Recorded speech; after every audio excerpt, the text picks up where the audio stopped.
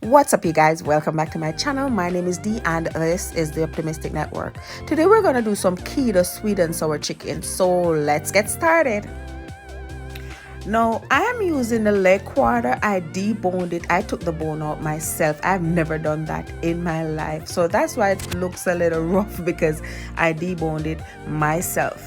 I didn't want to use breast because honestly I'm not a breast lover, number one, and number two, I only had leg quarters in my fridge, so I made do. So what I did, I took the bone out and I washed this chicken properly with some lime and vinegar. And you saw me drying it off because I didn't want it too wet. I want it dry. So now I'm just cutting it up into small pieces, just the way you would cut up for sweet and sour chicken. Maybe you've never cooked it, but I'm pretty sure everybody has had sweet and sour chicken from a Chinese restaurant or someplace.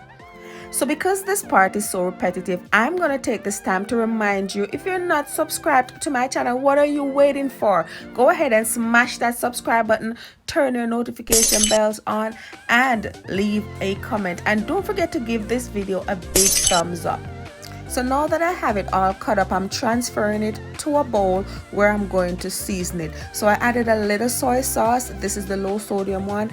If you're not into soy sauce, leave that alone. So as I was saying, I added a little soy sauce to a little bowl with some ginger and garlic. So in that little dish there, it's ginger and garlic. And I added the soy sauce to it because I noticed when I add soy sauce to ginger and garlic, it brings out the flavor and give it a nice flavor that I like.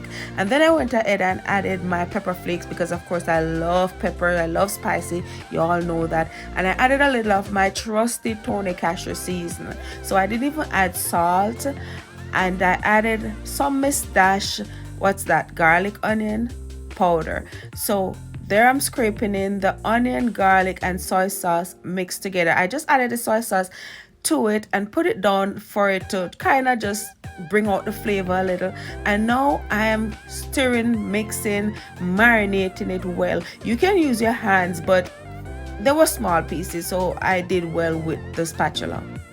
Then I added an egg yolk. It's not a full egg, it's just the yolk. And I added this for extra protein, in addition to the fact that the egg yolk will keep the chicken nice and moist and tender and prevent it from being dried out too much. So if you notice that your chicken dries out a lot when you cut it small to cook, add an egg yolk to it and that will lock in the moisture and keep it nice and smooth.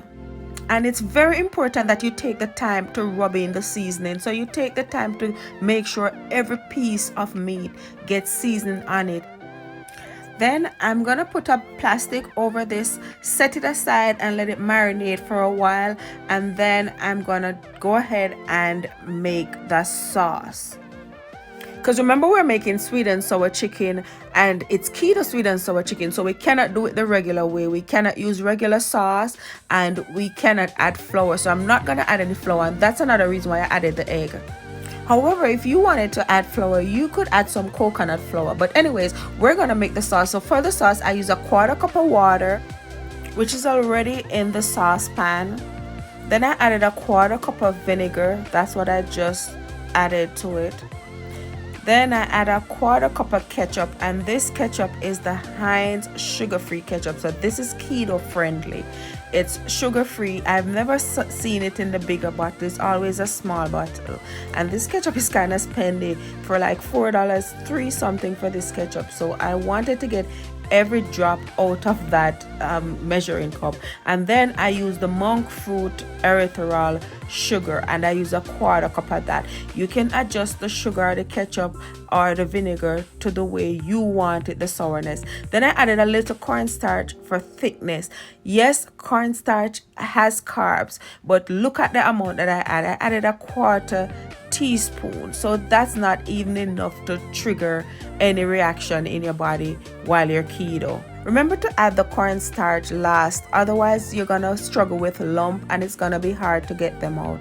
Then I put it on the stove, turn the stove on high and bring it to a boil. After it start boiling, just turn the stove down on medium, and you have to stir continuously because you want the sugar to dissolve, and this sugar is not as easy to dissolve as regular sugar. So you stir stir until it get to a thick consistency. And remember, we use a little cornstarch, so when you put this down, it's gonna get real thick. So if you notice, I didn't wait until it get too thick because I don't want it to get too thick on me when it's settled, when it get cool. So you probably want to stop doing whatever you're doing to pay attention to this, because you're gonna need to keep an eye on this.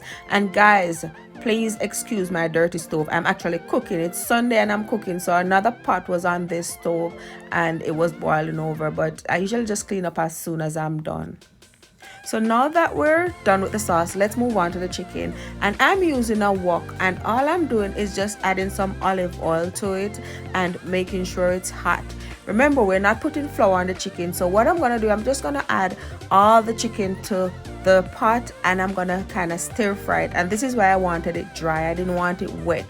I didn't want it to splash all over the plate. So you're just gonna stir fry, and that is self-explanatory. You're stir fry, you're gonna stir continuously. Yeah, you can stop for like a second or two, or okay, let's be realistic, you can stop for like a 30 seconds, but keep a close eye on it. You don't want it burn. You want to stir it, and you don't want it to join together. But they won't join together because the egg is on it, so the egg coated, so everything is gonna be okay. You just stir until it's like half cooked, or they're all brown, a little brown. And that's the reason I was a little generous with the cooking oil, because you notice that the meat kind of suck it all in, and that helps to lock in the moisture in your chicken too. So my chicken turned out good. This was the bomb, diggity bomb. So anyway, I'm just stirring.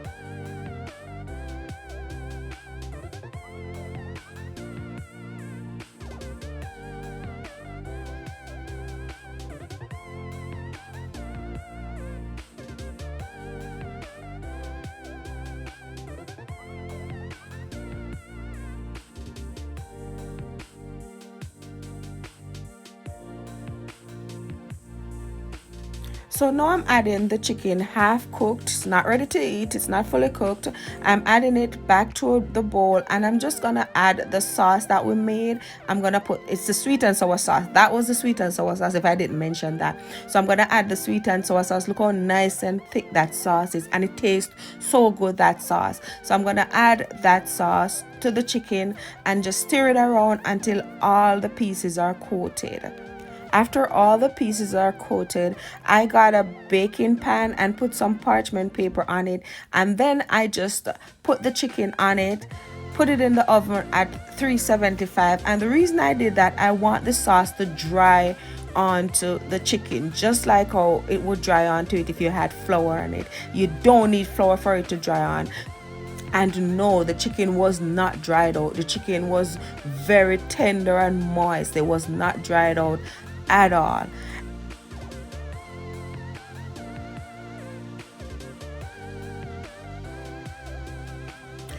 So then I chopped up some vegetables, some bamboo shoot, some onions, some escallion, and some green and red pepper.